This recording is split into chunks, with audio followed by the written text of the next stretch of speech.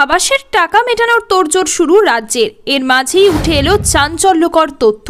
তোলপাড় গোটা বাংলা। লোকসভা ভোটের সময় কেন্দ্র রাজ্য তরজার অন্যতম ইস্যু হয়ে দাঁড়িয়েছিল আবাস যোজনার প্রাপ্য টাকা না দেওয়া। এই নিয়ে কেন্দ্রের বিরুদ্ধে একাধিকবার তোপ দেগেছে রাজ্য। শেষ অবধি একলা চলো নীতির সিদ্ধান্ত নেওয়া হয়। ইতিমধ্যে আবাসের টাকা মেটানোর প্রস্তুতি শুরু হয়ে গিয়েছে। এর মাঝেই সমীক্ষায় উঠে এলো বড় খবর। সমীক্ষার তথ্য দেখে ক্ষুব্ধ রাজ্য। আবাস যোজনার টাকা মেটানোর আগে 100 দিনের কাজের টাকা মিটিয়েছিল রাজ্য। তার আগে সমীক্ষা হয়েছিল। এবার আবাসের টাকা মেটানোর আগেও সমীক্ষা হয়।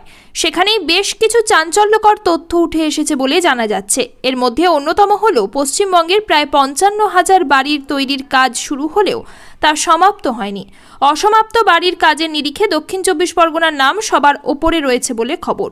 কেন্দ্র প্রাপ্য টাকা আটকে রাখায় রাজ্যের তরফ থেকে আবাসের টাকা মেটানোর সিদ্ধান্ত নেওয়া হয়েছে।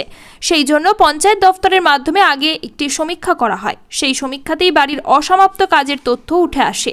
বিষয়টি নিয়ে রাজ্য বিশেষ সন্তুষ্ট নয় বলে খবর। এদিকে আমলাদের একাংশের অনুমান, টাকা বরাদ্দ সত্ত্বেও কাজ সম্পূর্ণ না করতে পারাটা প্রশাসনিক গাফিলতি।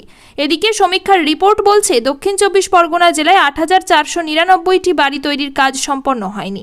পশ্চিম মেদিনীপুর এবং ঝাড়গ্রামের নামে অসমাপ্ত বাড়ি তৈরির তালিকায় দ্বিতীয় এবং তৃতীয় স্থানে রয়েছে বলে খবর। এই দুই জেলাতে যথাক্রমে 5,628টি এবং 5,556টি বাড়ির কাজ অসমাপ্ত রয়েছে। উল্লেখ্য, আবাস যোজনার প্রাপ্য টাকা না মেটানো নিয়ে রাজ্যের তরফ থেকে কেন্দ্রকে একাধিকবার নিশানা করা হয়েছে। শেষ অবধি 100 দিনের কাজের মতো এই প্রকল্পেও একলা চলো নীতি অনুসরণের সিদ্ধান্ত নেওয়া হয়। এবার সেই অনুযায়ী টাকা মেটানোর প্রস্তুতি শুরু করলো রাজ্য।